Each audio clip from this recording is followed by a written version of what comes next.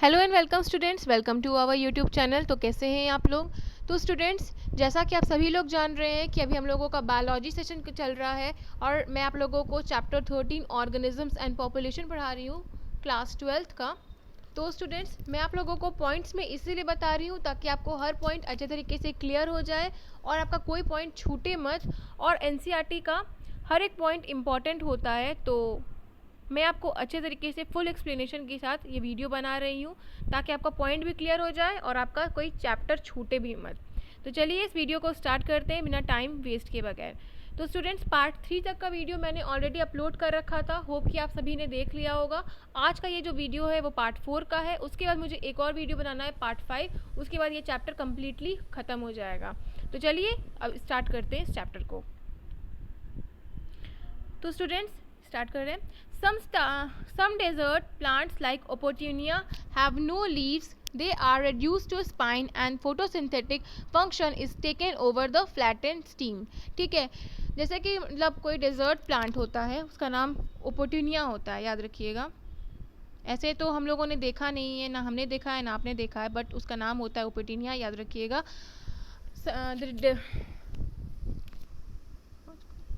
ओपोटिनिया have no leaf, उसका कोई leaf नहीं होता है, लेकिन उसमें स्पाइंस होते हैं केवल, और वो फोटोसिंथेटिक फंक्शन से भी दूर होता है। ठीक है, नेक्स्ट पॉइंट, एलेंस रूल। अब ये जो है एलेंस रूल, वो आपका कोचिंग एलेंस का नहीं है, वो एलेंस एक रूल है।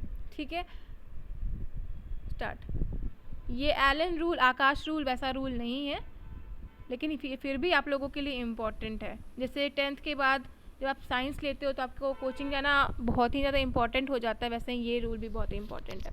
आइए जानते हैं। Mammals from colder climates generally have shorter ears and limbs to minimise heat loss, called as Allen's rule. Allen's rule क्या होता है? मैमल्स फ्रॉम कोल्डर क्लाइमेट, जो भी मैमल होते हैं कोल्डर क्लाइमेट के, जनरली हैव शॉर्टर ईयर, जो भी ठंडे रीजन से होते हैं उनका जो ईयर जो होता है वो छोटा होता है, लिम्स भी जो होते हैं वो छोटा होता है, और मिनिमाइज हीट लॉस होता है, उसको हम लोग एलेंस रूल बोलते हैं। समझ में आ गया?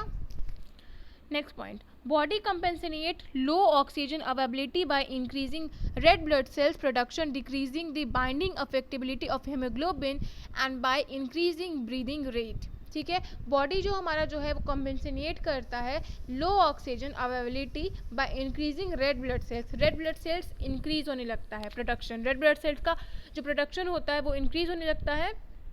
डिक्रीज क्या होता है? बाइंडिंग अफिनिटी ऑफ हेमोग्लोबिन, यानी कि जो आरबीसी है वो इंक्रीज हो जाता है, होमोग्लोबिन डाउन हो जाता है, लो हो जाता है, and by increasing breathing rate.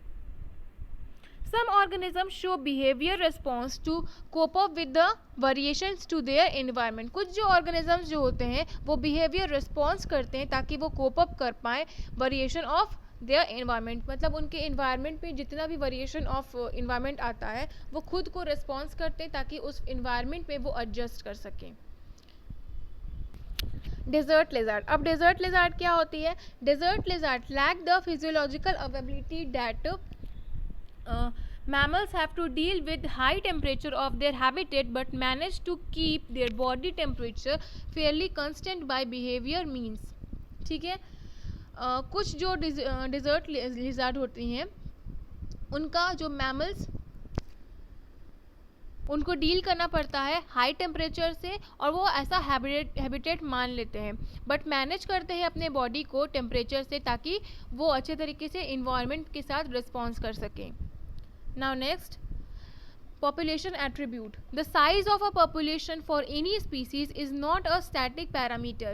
It keeps changing with time depending on variation factor including food availability, predation, pressure and adverse weather. ठीक है, तो population attribute आप लोगों के लिए important है, mark it as important. Okay, so shall we start.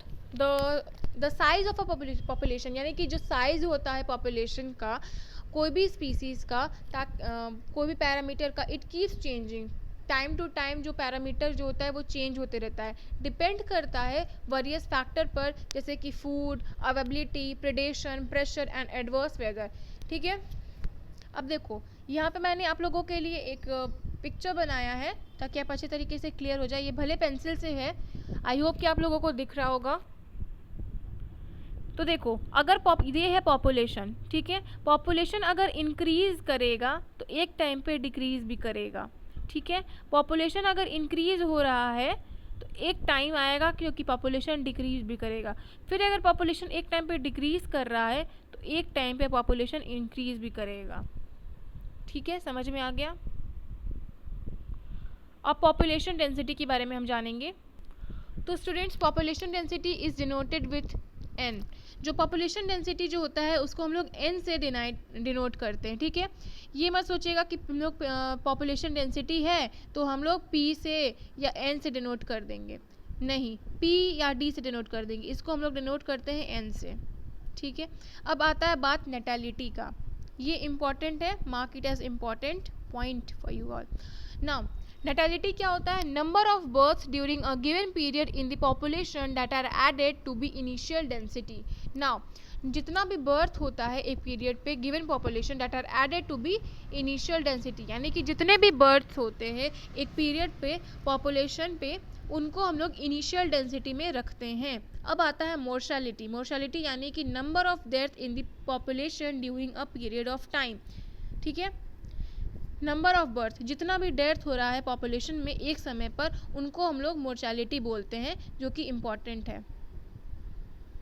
इन दोनों के बारे में आपसे पूछा जाता है एग्जामिनेशन में, तो प्लीज़ अच्छे से ध्यान रखिएगा। 1 मार्क्स में पूछ दिया जाएगा, या फिर डिफरेंस बिटवीन में mortality and natality. Means opposite of natality is mortality. आप ऐसे इजीली में अगर आपको समझना है तो समझो, अपोजिट ऑफ नेटैलिटी मोर्चैलिटी होता है। अब बात करते हैं इमिग्रेशन। अब इमिग्रेशन क्या होता है? It is number of individuals of same species that have come with into the habitat from elsewhere during period of under consideration.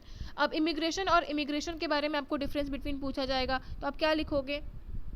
माँ के इन दोनों को आप इम्पॉर्टेंट कर लो, 50 और 51 वाले को important, both are important for you all.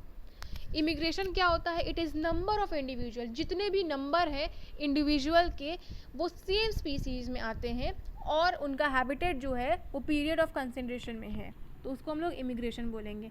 अब ई वाला जो इमिग्रेशन है वो क्या होता है? Number of individual of population who left habitat and gone elsewhere during time period under consideration. यानी कि जैसे कि ट्रांसफ़र होता है ना, तो ट्रांसफ़र हो जाता है तो वो ई वाला इमिग्रेशन है, और अगर मतलब आई वाला जो इमिग्रेशन है वो सेम हैबिटेट में रहने वाला इमिग्रेशन है, ठीक है, समझ में आ गया। तो स्टूडेंट्स, अब आता है immigration is denoted with I. ये आप लोगों के लिए इम्पॉर्टेंट है, तो प्लीज़ समझ लीजिएगा अच्छे तरीके से, गलती मत करिएगा एग्जामिनेशन में। Immigration is denoted with I. Natality किससे डिनोट किया जाता है? बी से। पॉपुलेशन डेंसिटी किससे डिनोट करते हैं? एन से। मोर्टेलिटी किससे डिनोट करते हैं? डी से। इमिग्रेशन ई वाला जो इमिग्रेशन जो है उसको क्या चीज़ से डिनोट करते हैं हम?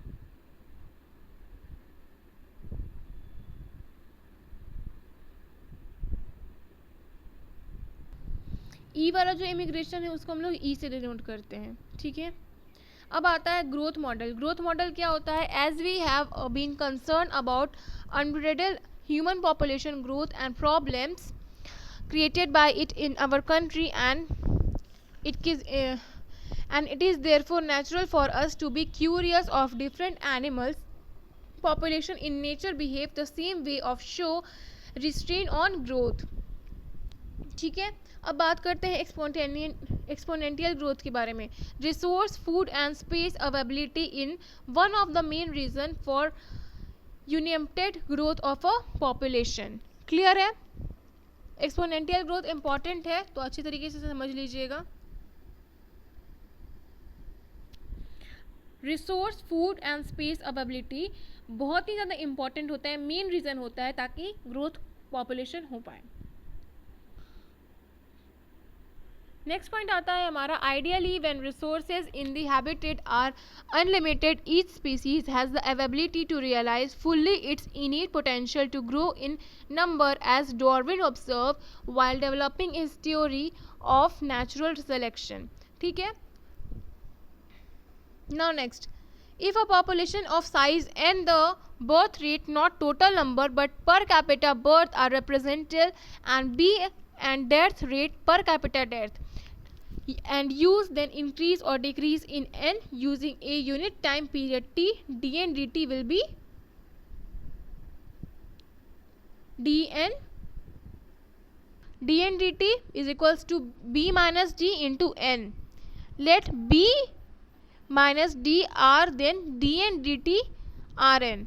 इसको अच्छे तरीके से समझ लीजिए, ठीक है, इम्पॉर्टेंट है.